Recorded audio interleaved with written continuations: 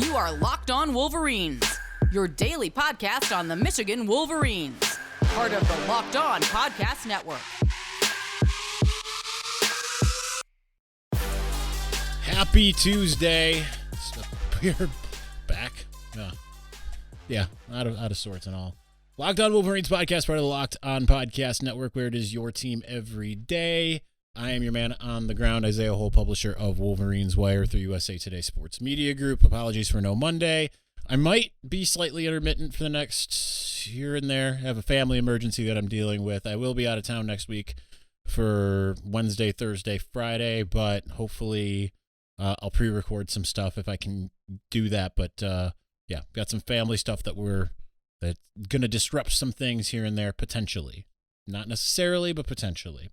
But anyway, now that we've gotten the house cleaning out of the way, do want to get into the fact that we're going to talk a lot about Jim Harbaugh today. Was planning on talking about the Michigan State game.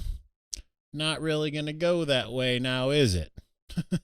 So Michigan is playing Nebraska tonight. I probably won't be there, to be honest.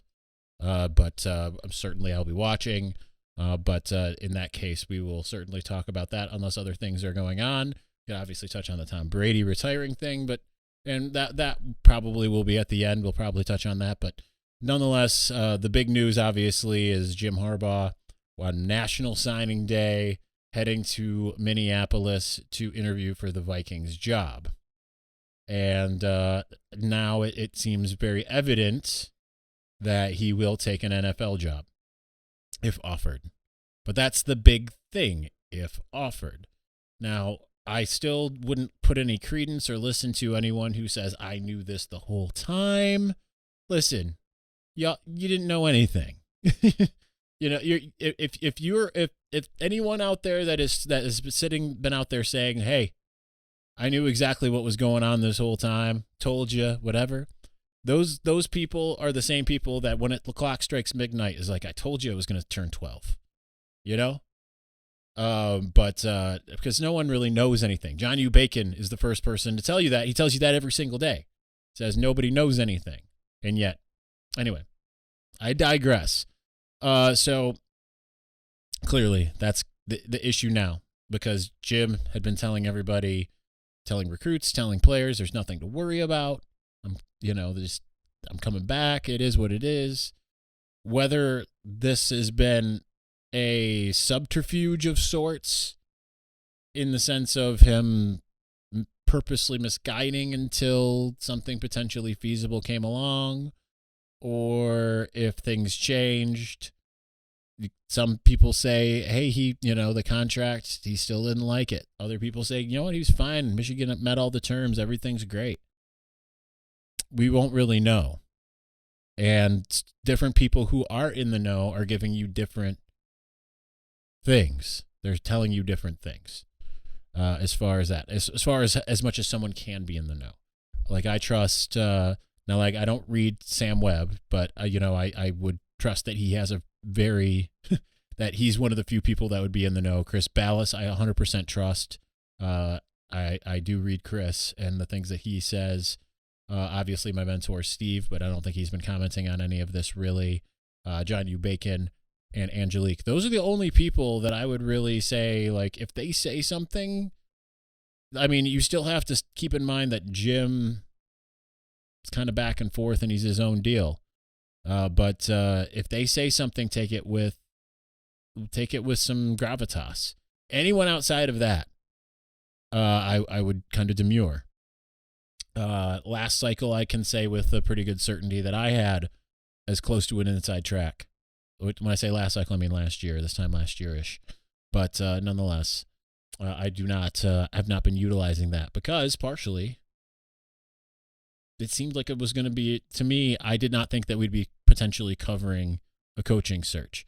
Despite everything that was going on, just with all the noise of like Jim to the NFL, all of that kind of stuff, I really honestly, in my heart of hearts, especially with his, maybe I took too much credence like I tend to on press conference stuff, but this is the beginning. It just seemed like, okay, yeah, he beat Ohio State, won the Big Ten. Is it doing it once? out of 7 tries is kind of a flash in the pan to me. It doesn't feel like, well, mission accomplished. Maybe it is in that moment, but I mean, Michigan's not ahead of Ohio State now, you know? It beat Ohio State, but I would say it's a struggle to go down into Columbus and to get that win, regardless if he comes back, regardless if everybody came back. If you ran back the entire defense, the entire offense, like say every single person, Aiden Hutchinson, David Ajabo, Josh Ross, Vincent Gray, Hassan Haskins, if every single one of those guys came back, I don't think it's like, well, yeah, of course they're going to beat Ohio State in Columbus. It's a different animal going down on the road and doing it there. So to me, like this mission accomplished, especially because now you got a whole recruiting class, you've got all this different stuff.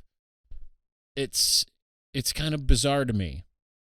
I understand he really wants a Super Bowl, but at the moment he's also leaving potential. I mean, whether he comes back or whatever, he's hanging his alma mater out to dry at the moment. Because to me, it's embarrassing. I understand it's his dream, and I'm not trying to take away from his dream, but right now he's compromising Michigan on the recruiting trail, and the fact that Michigan, if he does leave, unless there is a contingency plan that has been discussed between him and Ward, and they already have their choice, and it's someone internal, and it's all of that type of stuff, he's leaving Michigan out to dry a bit, given the timing. And I understand the NFL cycle is the cycle. Nothing you can really do about that. But just it's not great. So Chris Ballas says that people inside Schembechler Hall get the impression that he is leaving after long feeling that he was staying. Angelique Shengelis wrote a story about Will Johnson and how his father, Deion Johnson, was told by Will that they asked Harbaugh about his status, and he said he's going to try his hand at the NFL. If he gets offered, he will take it. So that's the big question that remains. Will he be offered? It's still a big one, because if it's not the Minnesota Vikings, then do the Dolphins get involved? You're starting to have less and less vacancies. I mean, you still got the Saints out there, but it just doesn't seem like he has that hotness around him that he did before. And yeah, Michigan will take him back, but if you're Michigan, do you really want to try to sign him to this big contract again, knowing that you're going to go through the same exact thing now every year? So I have more on that idea, the every year thing. So we're going to continue on with that idea momentarily. But before we do, hey, Locked On Wolverines listeners, found an incredible app everyone who buys gas needs to know about. It's called Get Upside. My listeners are earning cash back for every gallon of gas every time they fill up. Just download the free Get Upside app in the App Store or Google Play right now. Use the promo code SCORE for 25 cents per gallon or more on your first fill up. Cash back. Don't pay full price at the pump anymore. Get cash back using Get Upside. Just download the app for free and use the promo code SCORE for 25 cents per gallon or more on your first tank. Some people who drive a lot are making as much as $200 or $300 a year in cash back. And guess what? There's no catch. The cash back gets added right to your account. You can cash out anytime in your bank account, PayPal, an e-gift card for Amazon and other brands. Just download the free Get Upside app and use the promo code SCORE to get 25 cents per gallon or more cash back on your first tank. That is promo code SCORE.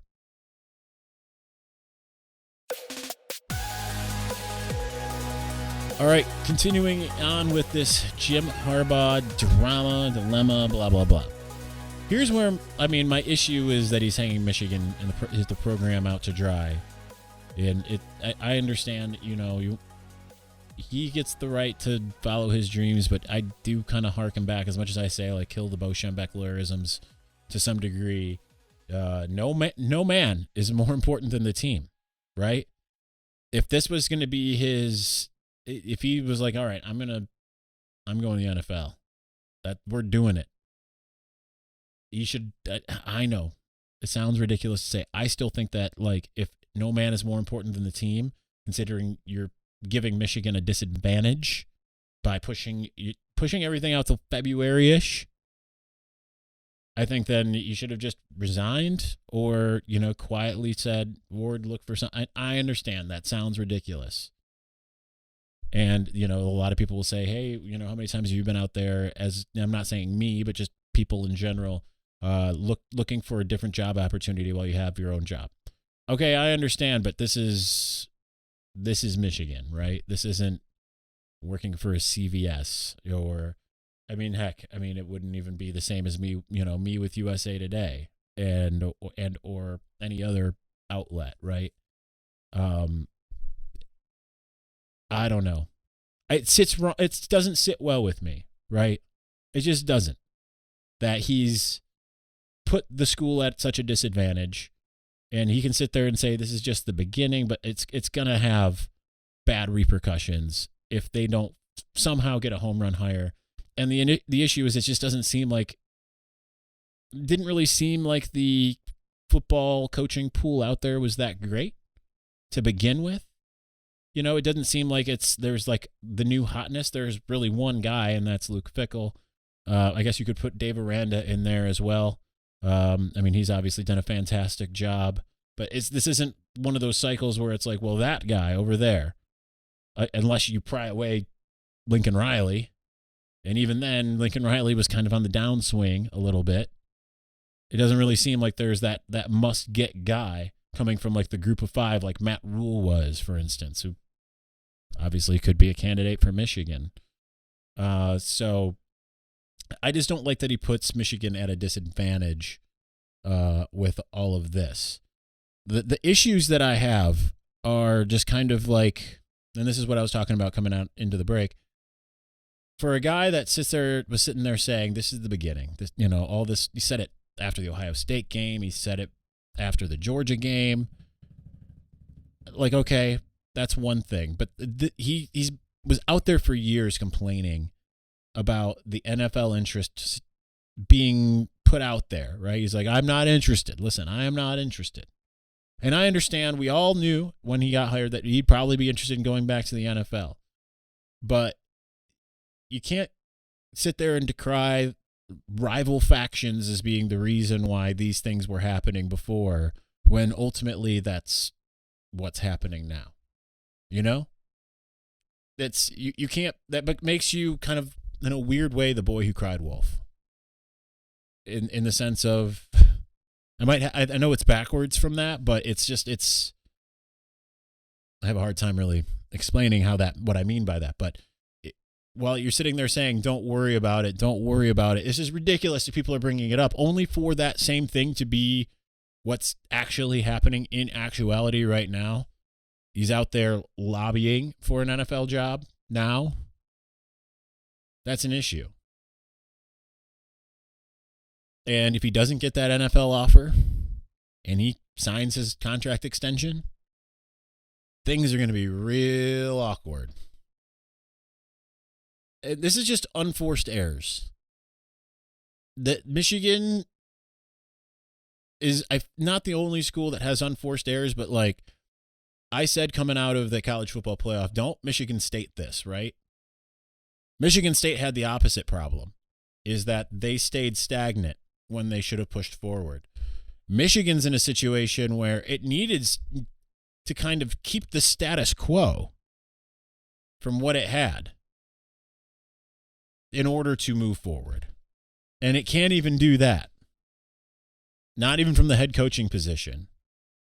It's a very talented team, but if you don't have that continuity of what you just had, you're not going to be able to push forward with that recruiting momentum. Maybe a new head coach does that. I don't know. But it's got to be the right person. That right person might be an internal candidate. I'm not sold on either external or internal. To me, I like the idea of internal for the reasons of you're not going to have this mass exodus, which certainly can happen. There are people out there that are saying like, nope, it needs to be a home run hire. Yes, it does need to be a home run hire, but the home run hire in the eyes of what the program actually needs versus what the fans want isn't exactly the same thing. Home run hire is someone that keeps the roster intact and can still elevate the program. Whether that's Mike Hart, Josh Gaddis, remains to be seen. Heck, I'll throw Sharon Moore's name out there. I know these are three people who have never been head coaches. You can sit there and say, well, at Michigan, you don't want that. Guess what? Oklahoma, Lincoln Riley, he wasn't a head coach. Ryan Day, Ohio State, he wasn't a head coach. So you got to become a head coach at some point. And I know it's not ideal to be at a place like Michigan and suddenly like, okay, now's your shot, you know. But the reason why I like an internal hire in a situation like this is because chances are you'll be able to keep the momentum somewhat going. Potentially, outside hire, they might broom a bunch of the coaches, probably will, and you're starting from scratch again, which isn't ideal. And considering that you're not coming off of a 5-7 season, you're coming off of a college football playoff, continuity is key in a situation like this. And I mean, that might be the move you have to make, but I agree now, like, because I had said, like, maybe you make an interim, just kind of reading some comments out there. I understand why you don't necessarily want that, you know, why you want to, you don't want someone to come in and be like, hey, I'm here for now. But I say you give someone like a 5-year contract, maybe a low buyout relatively early and make that increase a little bit going forward. All right, let's continue on talking about this and all of that, because I almost don't have words. It's ridiculous that we're talking about a coaching change on February 1 for the football program. You just hope that they can do like basketball. I understand people are not going to feel as good about Juwan Howard as they did this time last year. Listen, you're going to have up years, down years. But I'm not as down on Juwan as random factions currently are. But before we move on, Missouri has joined us suddenly. Got to tell you a little something about Built Bar. Y'all know how much I love Built Bar. If you don't know what Built Bar is, it's a protein bar that tastes like a candy bar. I have the eggnog ones, which were a special Christmas one.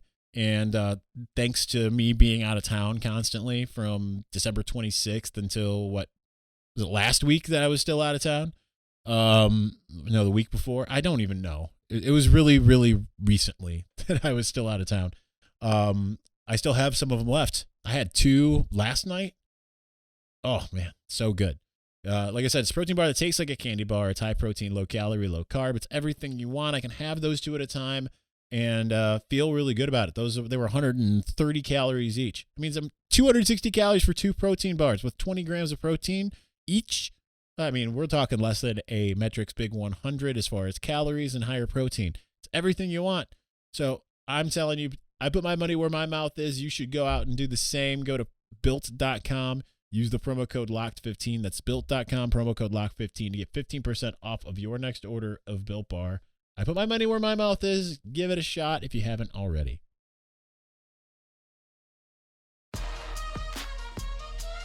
All right, continuing on here. I've got a very excited puppy down here for some reason. I don't know what she's so excited about, but she is.